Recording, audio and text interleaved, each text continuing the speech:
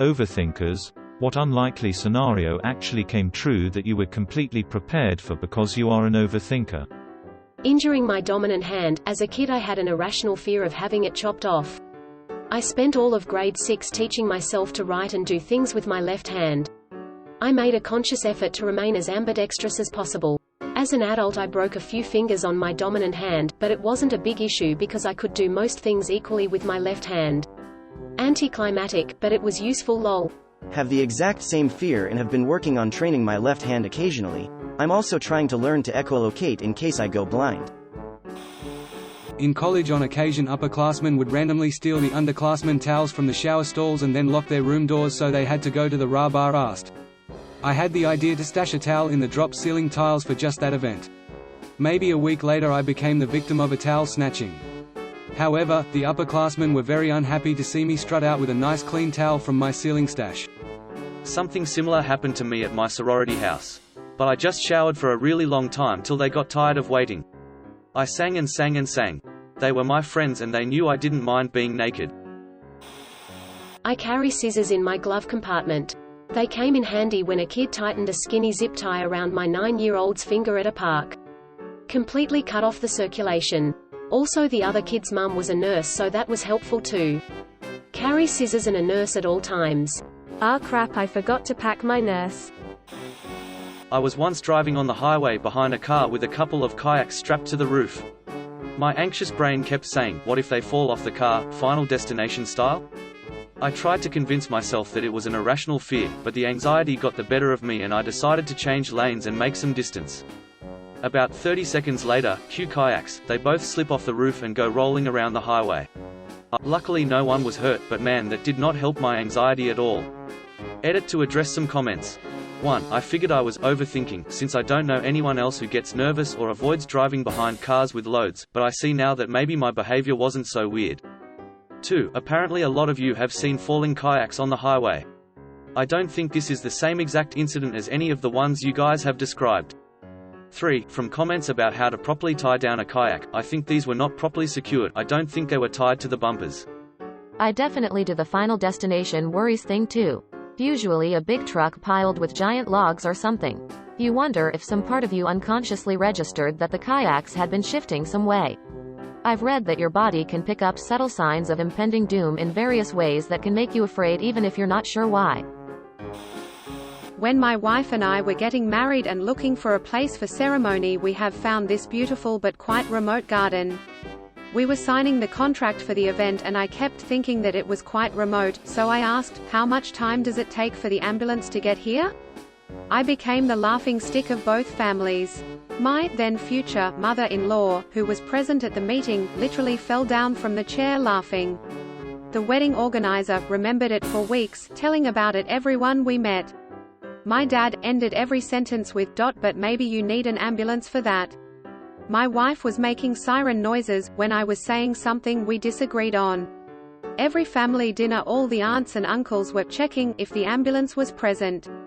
You name it. The entire package. Still I couldn't get rid of this weird feeling. It would have taken over an hour for the ambulance to get to the garden. After a few weeks I ended up paying a private ambulance to be present at the wedding. Fast forward to the ceremony. As my wife literally walks down the aisle, at the back of the garden I see 2 paramedics running with a stretcher and my dad squeezing my hand whispering, "That's not of your goddamn business, let them to take care of it." Quote, "What happened was that one of our older guests got a heart attack and almost died at ceremony. Was saved by the private ambulance. Ever since then, when my wife tells me that I'm overthinking, I just do the siren noise." That is such an orgasmic level of, told you so, that you can milk it for literally the rest of your married life. I carry a fire extinguisher in my auto. I witnessed a car accident where the engine caught fire. I quickly put it out before it burned the inside of the car. Everyone survived. What's a car-safe fire extinguisher that can withstand being left inside in summer heat? I'm concerned the compressed gas propellant might burst. When I was 11, I always kept approximately 12 to 15 of some combination of pens, pencils, and markers in my pant pocket. Just liked having options and never knew what I was going to need to write on. Sometimes got some side eye from other kids though. Cut 2. At a weekend camp with a bunch of kids, I'm participating in a sort of scavenger hunt race thing. At one point our teams hits this task where everyone has to draw or write something, don't really remember. But there's only 2 pens, about 10 people per team, and another team just showed up. With 1 pen assigned to each team, it's going slow, until you get a pen. You get a pen. Everybody gets a pen. Our team screams through the task because we can all write simultaneously, while the other team's left plodding along with their 1 pen. We eventually win. Who's weird now? You're still weird. Haha JK, I mean you probably are weird, but aren't we all? Having pencils will also make you popular anytime you travel abroad. I always seem to forget mine and find myself sucking up to the nearest person with a writing utensil. Once had to trade my gummy worms for a crayon. I am basically blind without my glasses, and I've always taken a backup pair of glasses when I travel. It went untouched for years, taking up valuable space in my luggage. Lo and behold, one trip to Montreal a few years ago I just woke up one morning to find my glasses broken, no idea how it happened. And I finally got a chance to break out my backup pair. Cool. I use both contacts and glasses. I keep spare contacts in the glove box, my toiletry kit and day bag when traveling. Nothing sucks more than being out and losing vision.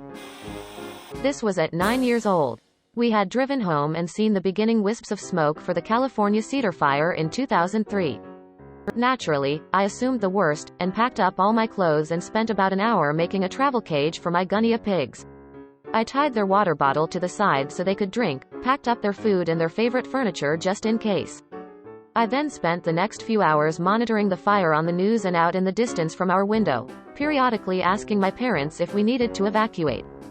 At some point in the night, the fire sped up like crazy and was literally on the hillside across the street. I went into my parents' room and said, "The fire is across the street, are you sure we shouldn't evacuate?" At this point we all went crazy grabbing important documents and supplies, and as we were about to lock the doors and drive I realized I forgot my guinea pigs. My parents told me it was too late and I didn't have time to grab them, but when I cried and explained I had them packed up, I was able to grab them and go.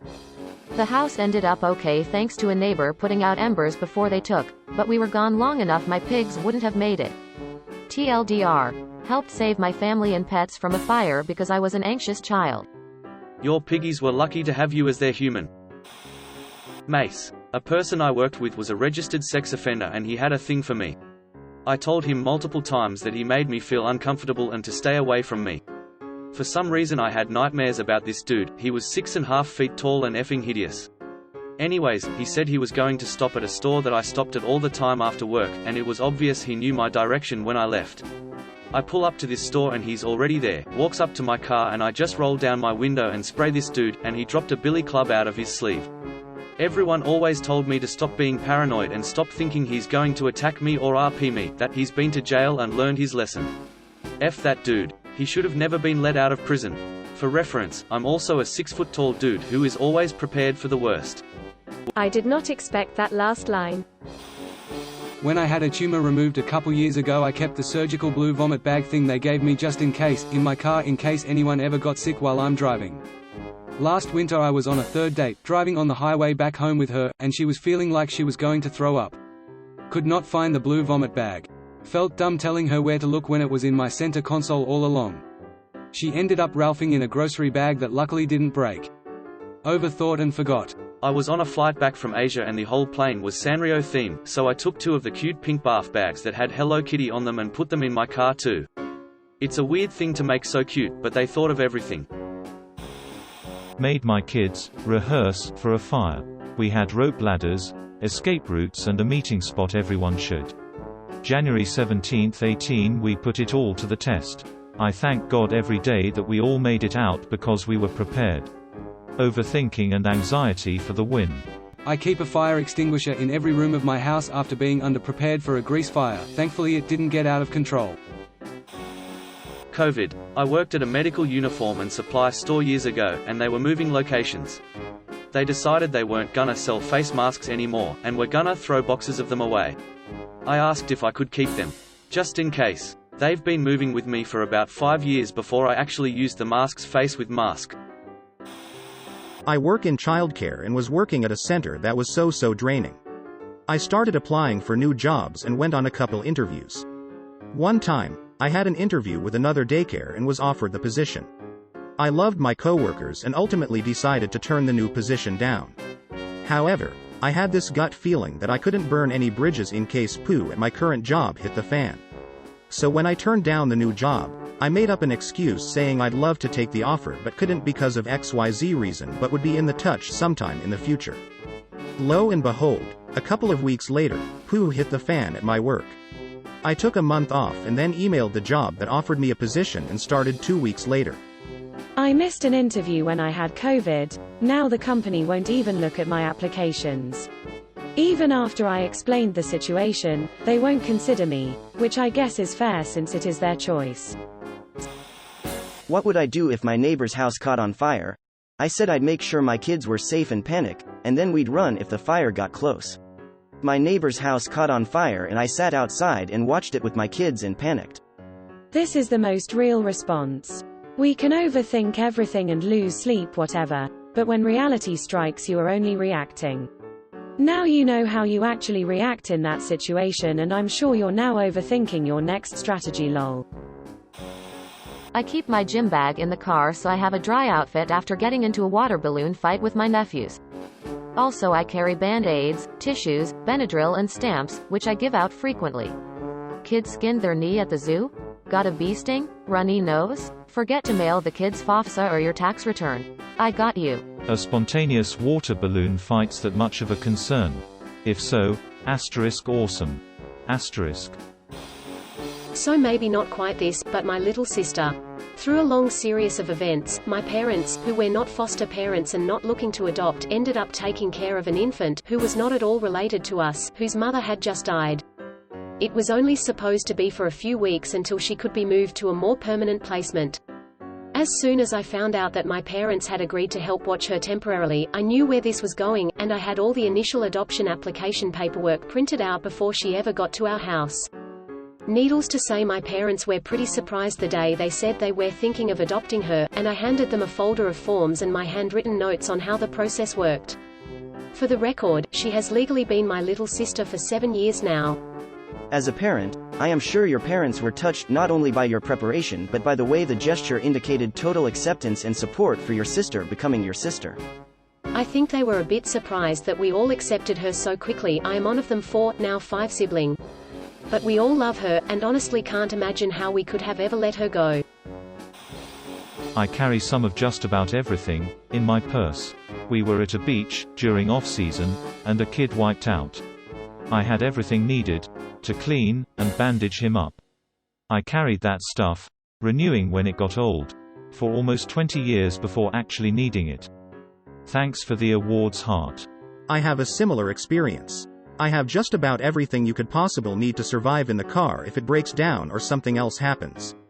I was driving and an old couple was crossing a driveway headed home after a nice lunch out. The lady biffed it on the curb. She had ripped quite a bit of her skin and was bleeding all over the place. I saw them, pulled my car over and was able to hop out, clean her up, and bandage everything up. It felt really good to be prepared and help the frantic old couple. I always carried an extra juice box, snacks and an extra set of clothes during high school because I was always worried that one of the kids in my school with diabetes might get low and need some sugar for the juice box and snacks, and I might get dirty or my clothes would get ruined. The extra clothes, well, one day the kid in my class with diabetes did need the sugar. As luck would have it, a few days later a girl in my class was having a really bad wardrobe malfunction and couldn't wait for a new shirt, so my XXL t-shirt acted as both a shirt, dress for her. Edit. This blew up while I was working. Thank you everyone for the upvotes. May the world ever be in your favor, all of you. Edit. Spelling, grammar. I carry birdseed around with me to feed the ducks on campus because I worry about how much rice and naan the students are feeding them. One day I'm on my way onto campus and I see a lady with her toddler who's fascinated with a bird, but it keeps hopping away every time the baby toddles forward. So I stop and tell the mum that I have birdseed in my pocket if her kid wants to feed the bird. It wasn't until later that I realized that from her perspective she was in the park with her kid when a stranger approached her and announced, "I have birdseed in my pocket." The panic attack that the overthinking caused. Edit, I feel like a fraud. I haven't had a panic attack in like 3 years, although I've had a handful of baby panic attacks since then. At one point, 1 month I must have had 30+ panic attacks. I was constantly in a panic attack, depression cycle, and my brain worked so poorly that it felt like I lost a lot of my intelligence and almost all of my personality.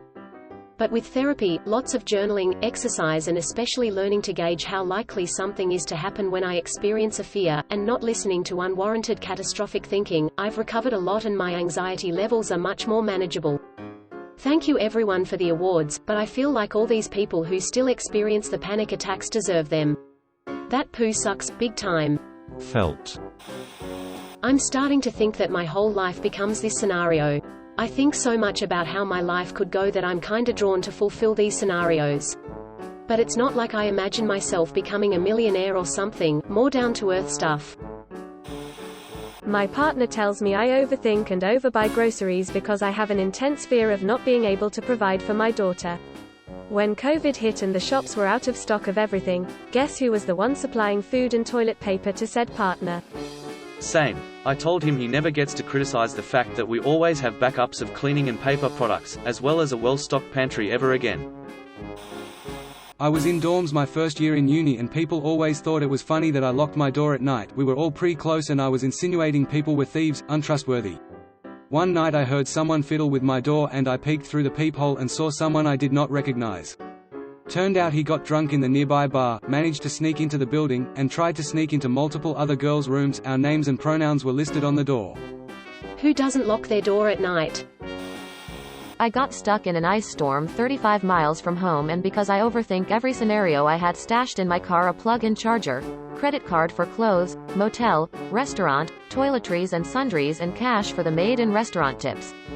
I don't take anything much into my workplace since we don't have lockers, so I made sure that I had a hidden stash for a worst-case scenario commute, and it paid off. That is really smart, even taking the tipping into consideration. Riding a motorcycle. I always assume every car around me is going to wildly pull out in front of me or swerve into my lane. Multiple times these assumptions have saved my life. I'm a pretty crazy overthinker and a lot of times it's needless worry. But I feel like sometimes it prepares me for something that does actually happen.